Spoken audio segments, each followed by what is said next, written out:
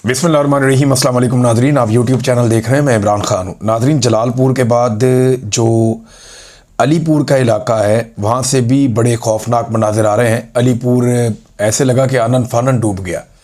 80% जो इलाका है अलीपुर का वो डूब चुका है। लोगों की फसलें तबाह हो गई हैं और लोगों को बिल्कुल आइडिया नहीं था कि यहाँ पे भी पानी आएगा। जैसे जलालपुर पीर वालों के साथ धोखा हुआ, उन्हें बिल्कुल समझ नहीं आई। लाखों अफराद वहाँ पे पानी के अंदर फंस गए। उनको निकालना एक बहुत बड़ा मुश्किल काम था जो अभी तक जारी है। बहुत सारे लोग अभी भी अपने इलाकों में महसूर हैं, उन तक कोई पहुँचा ही नहीं क्योंकि वहाँ पे कश्तियाँ बहुत थोड़ी हैं। अब अगर एक पूरा शहर आपने इलाका खाली करवाना हो तो आपको सैकड़ों गाड़ियाँ लगती हैं सड़कों पे। तो यहाँ तो कश्तियाँ हैं सिर्फ, और वो भी बहुत थोड़ी तादाद में। अभी जो एक वीडियो आई मेरे सामने सोशल मीडिया पे, वहाँ एक मजहबी जमात है, सियासी जमात है, उनके लोग ये बता रहे हैं कि यहाँ 11 कश्तियाँ हुकूमत ने भेजी हैं। इनमें से 9 कश्तियों के इंजन ही ख़राब है। तो अपनी मदद आपके तहत जो फलाई तंजीमें हैं वो मदद कर रही हैं, जो मकामी अफराद हैं वो मदद कर रहे हैं, और कुछ प्राइवेट कश्तियाँ लेके लोग अपनी आई हुए हैं। जो ये मल्लाह वगैरह होते हैं, जो प्रोफेशनल लोग हैं, वो पैसे वैसे लेते हैं लोगों से। कोई लाख रुपए लेता है, कोई 1.5 लाख रुपए लेता है। लोग चंदा जमा करके अपनी अपनी जान बचा रहे हैं। ये नाज़रीन सूरत हाल पैदा हो गई है। मैं मनाजिर देख रहा था कि एक बाप ने अपनी बेटी को उठाया हुआ और दरख्त के साथ चिमटा हुआ है और वहाँ उसने पनाह ली हुई है। उसके साथ एक और आदमी भी खड़ा है। वो कह रहे जी हम 3 दिन से राब्ते कर रहे हैं कि हमें मदद दीजिए, हम 3 दिन से इस पानी में फंसे हुए हैं, हमारी क्या हालत हो गई है। फिर वो बंदा इशारा करके बताता है कि वहाँ पे बच्ची की माँ जो है वो डूब गई है, यानी माँ उसकी जाबाक हो गई है। बहुत सारे लोगों की हलाकतों की इतला आ रही है। आज सुबह बताया गया कि एक इलाके में 7 लोग मजीद जाबाक हो गए डूब के। हुकूमत जो सहूलियात फराम कर रही है वो ना होने के बराबर है। बिल्कुल कोई ऐसी सहूलियात नहीं है जिन पे आप कह सकेंगे वाकई हुकूमत कोई सहूलत दे रही है, रेस्क्यू कर रही है। रेस्क्यू 1122 वालों ने अपना पूरा जोर लगाया, लेकिन उन्हें टिकटॉक के लिए भी इस्तेमाल कर लिया जाता है बुला के। अपना जोर उन्होंने लगाया लेकिन कैपेसिटी बहुत थोड़ी है। हुकूमत सही तरीके से इसको प्लान नहीं कर पाई। और असल बात यह थी कि जब यह डिजास्टर आ रहा था उससे पहले बहुत टाइम था। इन बंदों को तोड़ने से पहले या यहां पे पानी पहुंचने तक कई दिन लगे, 1 हफ्ते से ज्यादा टाइम लगा।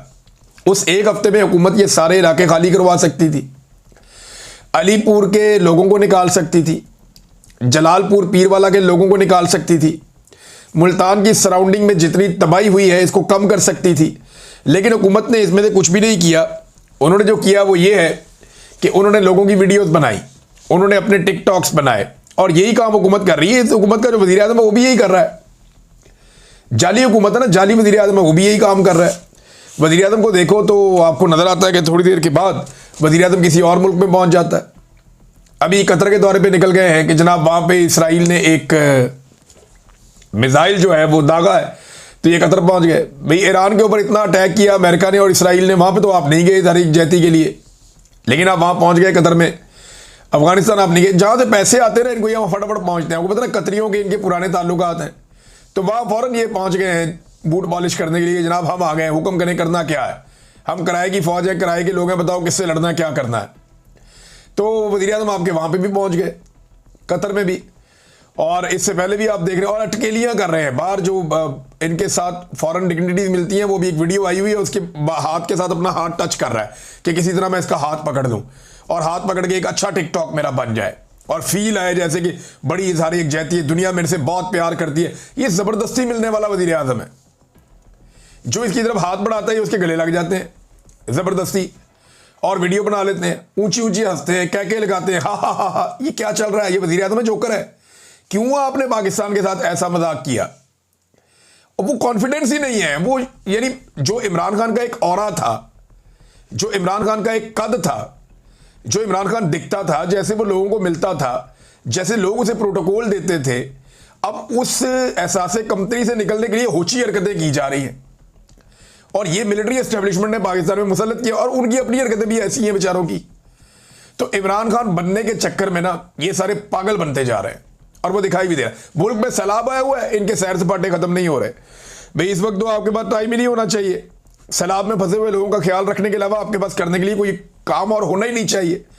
लेकिन देखें ना, जो लोग तनकीद करते हैं, जो मीडिया दिखाता है कि जनाब ये देखें ये क्या हो रहा है, ये देखें ये क्या हो रहा है, ये देखें हुकूमत कश्तियाँ नहीं पहुँचा पा रही, ये देखें हुकूमत अवाम को खाना नहीं दे पा रही, हालात यहां तक पहुंच गए हैं कि अभी मैं एक वीडियो देख रहा था, पुलिस वालों ने एक थैला रखा हुआ राशन का, ऐसे साथ इंतजामिया खड़ी है, एक एक करके बंदा बुलाते हैं, उसी थैले के साथ फोटो बनाते हैं, अगला बंदा आओ, फलां बंदा वल्द फलां बंदा आ जाओ भाई, वो बंदा आता है, उसके राशन के साथ फोटो बनाता है, वो बंदा जाता है, फलां बंदा वल्द फलां बंदा, वो आ जाओ भाई, उसी राशन के साथ, एक ही राशन के साथ कितने सारे लोगों की ये फोटोज बना रहे हैं। जरा उन लोगों की ना आंखों को आप क्लोज करके देखें, उस वीडियो में उनकी आंखें झुकी हुई हैं, चेहरों पे शर्मिंदगी और मायूसी है, लेकिन उनके बच्चे भूखे हैं ना, वो मजबूर है बेचारे, वो तस्वीर भी खिंचाएंगे, चाहे उन्हें 2 किलो 4 किलो चीज मिलेगी वो लेकर घर जाएंगे। बच्चे भूखे हैं, काम मिल नहीं रहा, मजदूरी कहीं पे है नहीं, खेत डूब गया है, मवेशियों का कोई पता नहीं चल रहा, खानदान वाले कौन कहां पे है कुछ पता नहीं है, बैंक सारे के सारे सूरत हाल सारी, वो बेचारे, ये तो बैंकों में कभी इन्होंने अकाउंट भी नहीं खोला, गरीब लोग हैं, कहां जाएंगे ये? वो बेचारे इनकी मजबूरी से ये फायदा उठा रहे हैं, घर में दाने इनके है नहीं, घर भी डूब गए, सड़कों पे आकर बैठे हुए हैं, अब उनकी पहले बेइज्जती करते हैं, उसके बाद इनको राशन देते हैं थोड़ा सा। यानी इनकी मजबूरियों को इस्तेमाल कर रहे हैं अपनी सियासत के लिए, अपनी नौकरी चमकाने के लिए, अपने नंबर बढ़ाने के लिए, लेकिन अवाम इनको बताएगी। और जो लोग ये चीजें दिखाते हैं ना मीडिया पे, मीडिया तो अव्वल दिखाते ही नहीं है, 1-2 मीडिया वाले निकले हैं, आसमा शरादी को मैंने देखा और हामिद मीर साहब को मैंने देखा, या 1-2 और लोगों को देखा, बाकी जो आपका रवायती मीडिया है वो तो निकला ही नहीं, उन्होंने तो इस पर काम ही नहीं किया। लेकिन ये सारा, अभी अगर एंटी एस्टेब्लिशमेंट होती ना ये वाली हुकूमत, या एस्टेब्लिशमेंट इस हुकूमत के खिलाफ होती, तो फिर आप तमाशा देखते कि इस मिलिट्री एस्टेब्लिशमेंट ने पाकिस्तान के सारे मीडिया को इस सलाब के ऊपर लगा देना था कि जनाब फौज के अलावा कोई इदारा मदद नहीं कर रहा, ये दिखाना था, तबाही कर देनी थी पकड़ के इन्होंने हुकूमतों की। लेकिन अभी क्योंकि ये हुकूमत की बैकिंग कर रहे हैं, तो जो जुल्म हो रहा है वो भी नहीं दिखा रहे। अब धमकियां ये लगाई जा रही हैं, पंजाब के इंफॉर्मेशन मिनिस्टर ने कहा जी कि तनकीद करने वालों को धमकियां लगाना शुरू कर दी कि हम सैलाब के बाद निपटेंगे, सैलाब गुजरने दो, ये करेंगे वो करेंगे, भी अवाम आपको निपटेगी, हम निपटेंगे, पाकिस्तान निपटेगा, ये जाली मैंडेट और मैंडेट पे डाका डालने वालों से लोग निपटेंगे और बड़ी जल्दी निपटेंगे इंशाल्लाह, ये नजर आएगा पूरी दुनिया को। सऊदी अरब ने जो इमदादी सामान भेजा, कैपेसिटी आप इनकी चेक करें, जो सऊदी अरब ने इमदादी सामान भेजा उसके अंदर सोलर प्लेटें भी थी, ये कसूर के अंदर सामान बांट रहे थे लोगों को, लोग आ रहे हैं अपने मोटरसाइकिल पे बांध के सामान लेकर जा रहे हैं, इमदादी सामान है। एक तो सामान अपनी मर्जी के लोगों को देते हैं, ये सामान उनको भी दे रहे हैं जो सैलाब में डूबे ही नहीं, यानी अपने बंदों को बुला के उनको नवाज रहे हैं, ले जाओ सामान, सऊदी अरब तो है।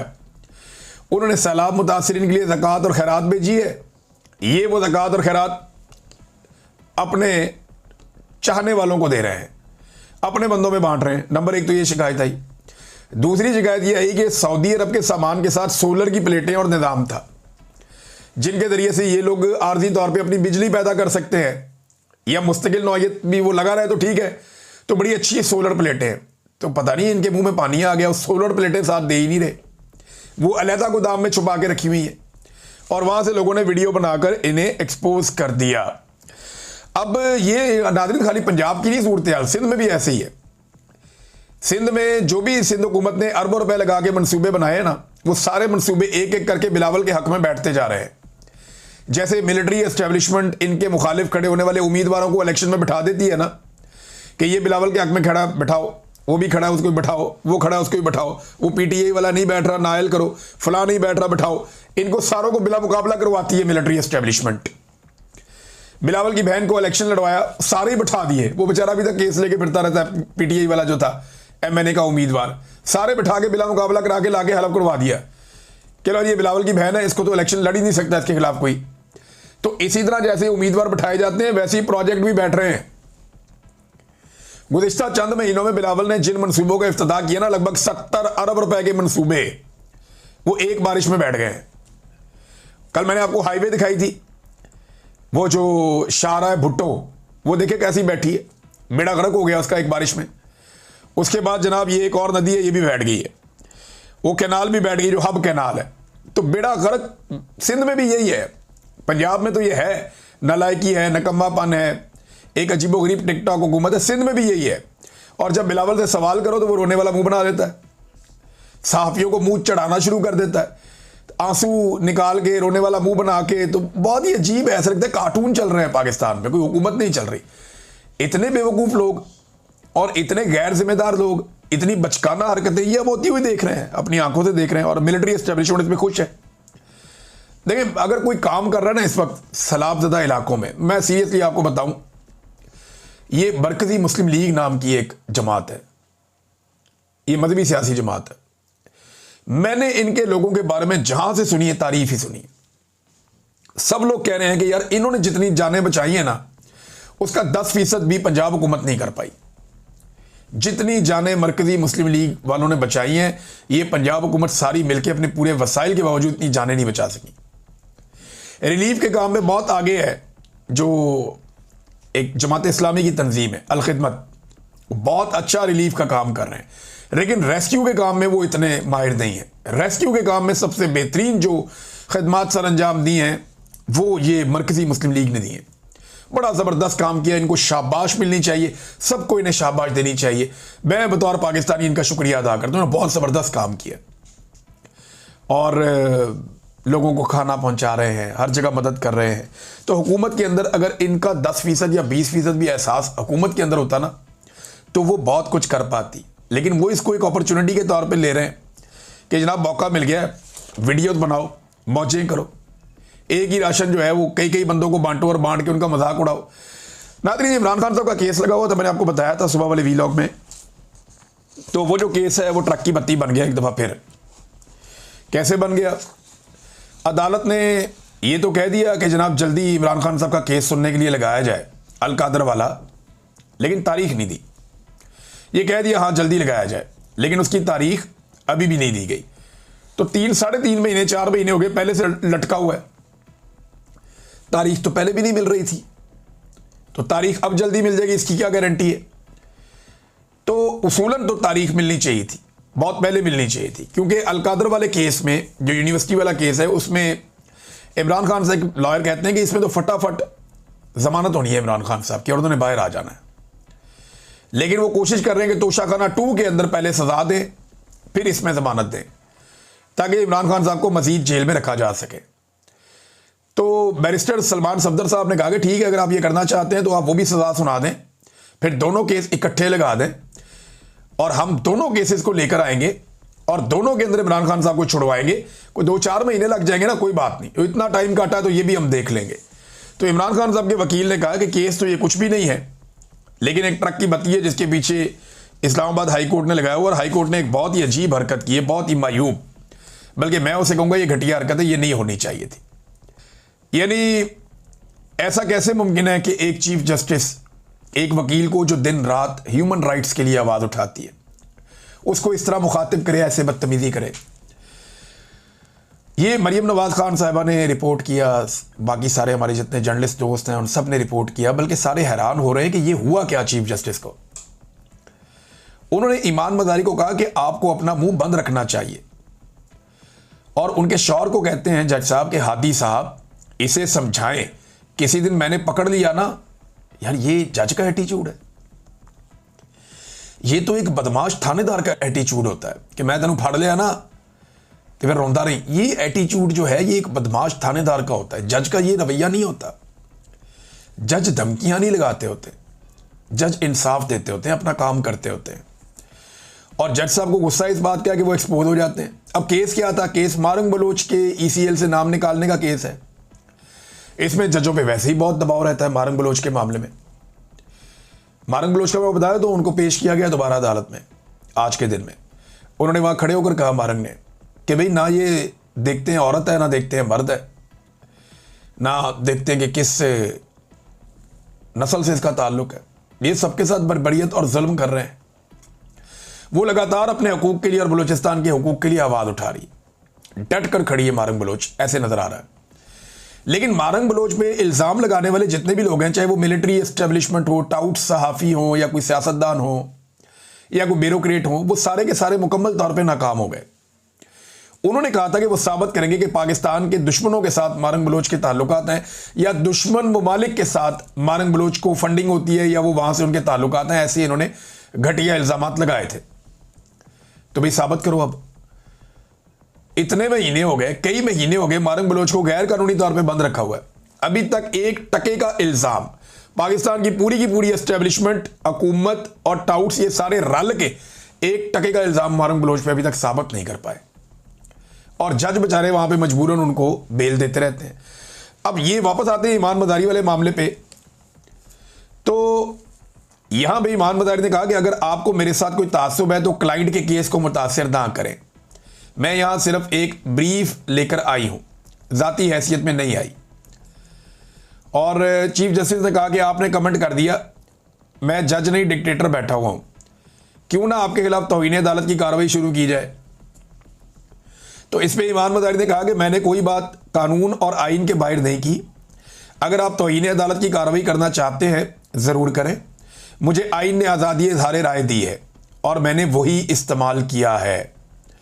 लेकिन ये जो जुमला है ना कि हादी साहब इसे समझाएं, मैंने पकड़ लिया ना, वैसे इंतहाई मायूब जुमला है। वकला तंजीमों को चाहिए और वकला बरादरी को चाहिए कि chief justice Islamabad high court से इसका जवाब तलब करें और उनसे पूछें कि ये कैसे हरासमेंट कर सकते हैं खातून वकील की जो मजलूमों के लिए आवाज़ उठाती है और कोई जुर्म नहीं है। तो ये चीफ जस्टिस से सवाल पूछना चाहिए वकला तंजीमों को और वकला को। और मैं तो कहता हूँ कि अगर कोई फोरम ऐसा है जहाँ पे ये केस किया जा सकता है तो ईमान मज़ारी को ये केस करना चाहिए और ये आवाज़ उठानी चाहिए। वो दूसरों के लिए आवाज़ उठाती हैं, ये भी उठाएं कि मुझे भरी अदालत के अंदर चीफ जस्टिस ने धमकाया है और बताएं कि मैंने इससे हरासमेंट फील की है और ये ज्यादती है। नाज़रीन, इमरान खान साहब वाले केस में अलीमा खानम ने हाई कोर्ट के बाहर बातचीत भी की है। उन्होंने कहा ये फाइल मंगवा कर दिखाएंगे, लेकिन हमारा ख्याल है कि एक चीज़ बिल्कुल वाज़ेह है कि इमरान खान का असल में सिर्फ यही अलकादर है, केस यही है। अगर इसमें ज़मानत हो जाए तो बरीयत भी हो सकती है, बाहर आ सकते हैं और इमरान खान आज या जब भी ये सुने जाएंगे तो रिहा हो सकते हैं। लेकिन जो स्क्रिप्ट बनाया गया है वो ये है कि तोशाखाना केस में जल्दी सज़ा दिलवाई जाए और जब सज़ा हो जाएगी तो फिर इसमें ज़मानत दे दी जाएगी। ये वही बात है जो मैं आपको काफ़ी अरसे से कह रहा हूँ। ये बात आप सबको भी समझ आ रही होगी और हमें भी समझ आ रही है, लेकिन ये इंसाफ नहीं है और इंसाफ के तकाजे पूरे नहीं हो रहे। एक और केस है जो 25 अप्रैल से लगा हुआ है, जिसकी आज सलमान सफदर ने बात की थी, वो है तोशाखाना 2। देखिए तोशाखाना 2 क्या होता है। तोशाखाना का इमरान खान पे एक केस बना, सारा कुछ आ गया तो केस फैसला हो गया। अब ये तोशाखाना 2 बना लिया, कल आप तोशाखाना 3 बना लें, फिर 4 बना लें। इस तरह तो एक आदमी आप 1000 साल तक अंदर रख सकते हैं। भाई अभी ये जो अनवारुल हक काकड़ देकर गया तोशाखाना के तोहफे, वो कहां गए? क्या ये तोहफे सिर्फ सियासतदानों को मिलते हैं, जर्नैलों को नहीं मिलते? उनके तोहफे कहां गए? जो जजों को मिलते हैं वो कहां गए? क्या वो जो है वो मुकद्दस गाय है? उन्होंने कभी जवाब नहीं देना उनको जो तोहफा मिला वो किस मद में मिला और वो कहां गया? ये ज्यादती इमरान खान साहब के साथ की जा रही है और पूरे पाकिस्तान को नजर आ रही है जो ज्यादती हो रही है, सबको नजर आ रही है। नाज़रीन, अब तक के लिए इतना ही। अपना ख्याल रखिएगा, अपने इस चैनल का भी। अल्लाह हाफ़िज़।